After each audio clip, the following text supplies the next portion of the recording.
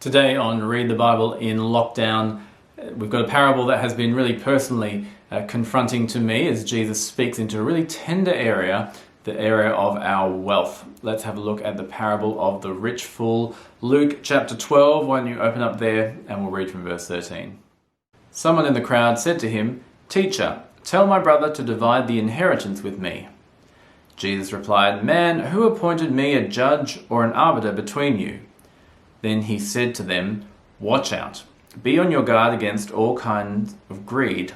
Life does not consist in an abundance of possessions." And then he told them this parable. The ground of a certain rich man yielded an abundant harvest. He thought to himself, "What shall I do? I have no place to store my crops." Then he said, "This is what I will do. I'll tear down my barns and build bigger ones, and there I will store my surplus grain. And I'll say to myself, you have plenty of grain laid up for many years. Take life easy, eat, drink, and be merry." But God said to him, "You fool, this very night your life will be demanded from you. Then who will get what you have prepared for yourself?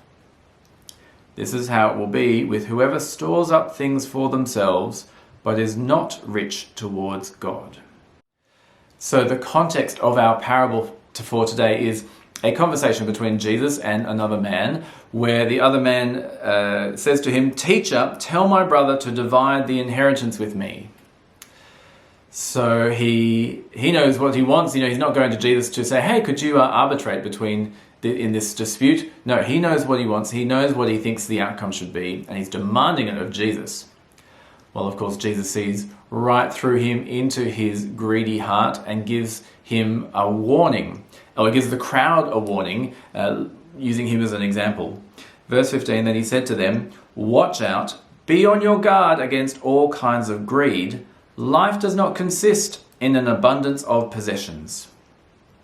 So here's the warning, be on your guard against all kinds of greed. That having material possessions or material wealth as our sense of security or our sense of status, or that desire to want more and more, or better and better. That's what we need to watch. That's our attitude that we need to watch out for, particularly because that's not what life is about. You do flick through the Instagram of celebrities, you might think life is about the accumulation of wealth and the ability to spend it on luxury clothes or great holidays when we can travel, or fun times. If you looked at Instagram, you might think that's the sum total of life. But Jesus says, no, life does not consist in an abundance of possessions. That's not what life is all about.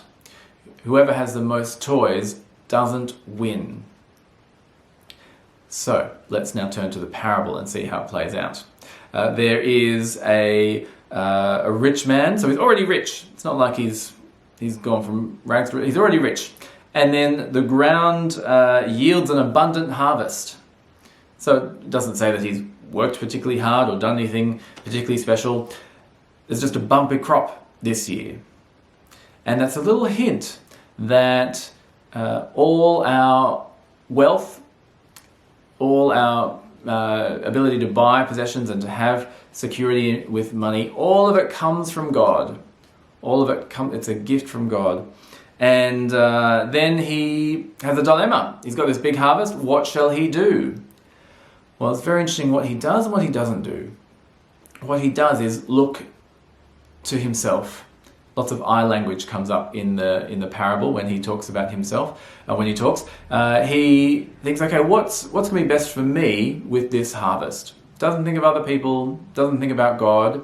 He thinks purely of himself. He doesn't acknowledge the God who gave him this harvest either.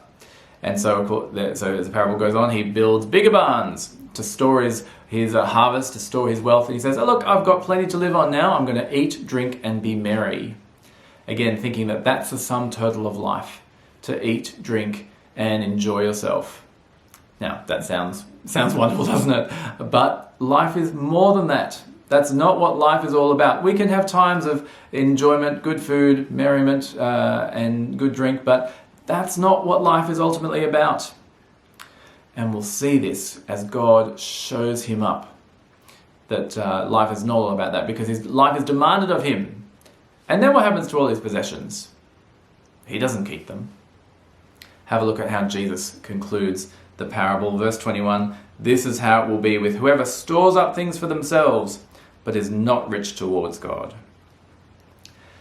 So we might be fooled to think that this is what life's about.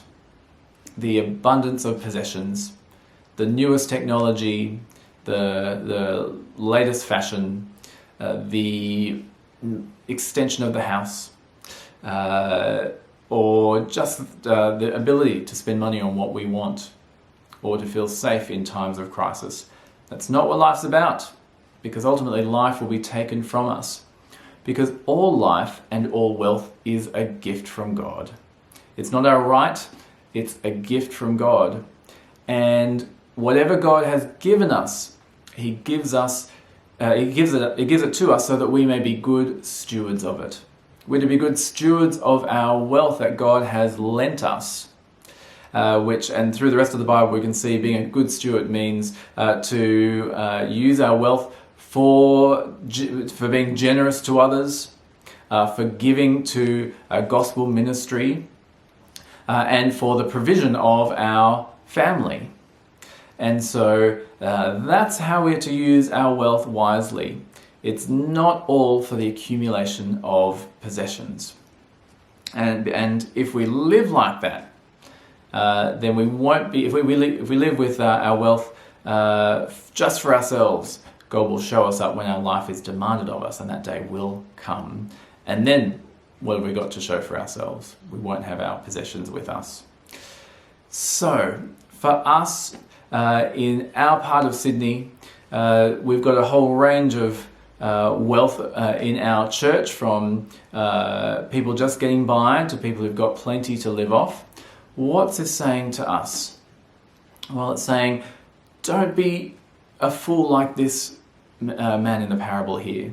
Don't have a heart of greed that just lives for material possessions, or just lives, whether you're rich or not rich.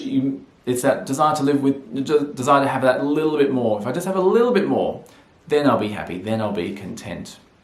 That's not the way to live. Instead, we are to give thanks to God for all that He has given us.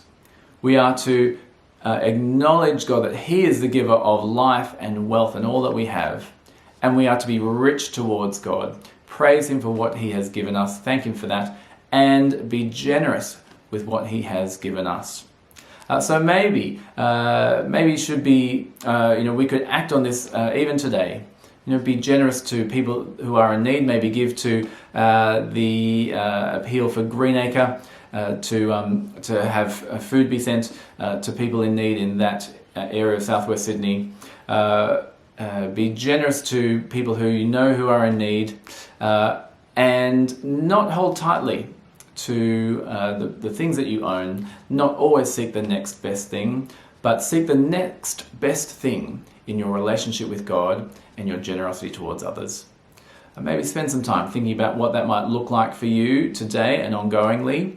Have a look at the passage again. Be struck again by Jesus calling this man a fool for trusting in his wealth, and let's instead be rich towards God with our lives.